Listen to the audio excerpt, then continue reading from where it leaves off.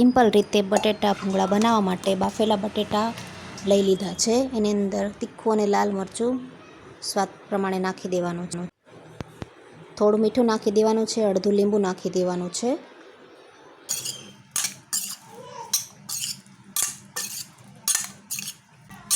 મસાલા સાથે સારી રીતે મિક્સ કરી લેવાનું છે. તમે જોઈ શકો છો.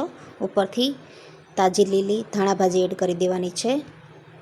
તો આપણા સાદા અને ઝટપટ અને વગર તેલ વગરના બટેટા તૈયાર થઈ ગયા છે. તમે જોઈ શકો એકદમ ટેસ્ટી અને ચટપટા એવા તીખા બટેટા તૈયાર થઈ ગયા છે. હવે એની સાથે ખાવા માટે ભૂંગળા આપણે તળી લઈએ.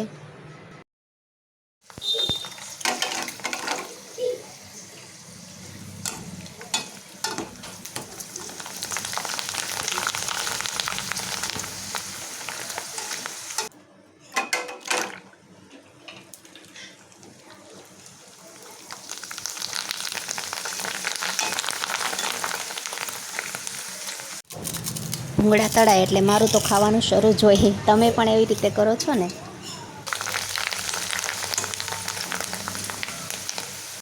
ચટપટા અને ટેસ્ટી તીખા વગર કોઈ મહેનતે આપણા બટેટા ભૂંગળા બનીને તૈયાર છે.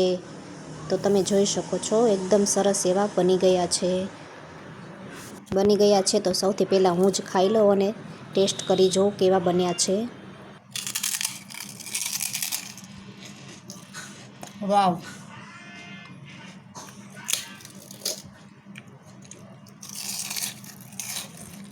તો આ ચટપટા અને ટેસ્ટી અને સિમ્પલ બટેટા ભૂંગળાની રેસીપી તમને કેવી લાગી? ગમી હોય તો લાઈક કરી દો અને ચેનલ ઉપર નવા હોય તો સબસ્ક્રાઈબ કરી દેજો.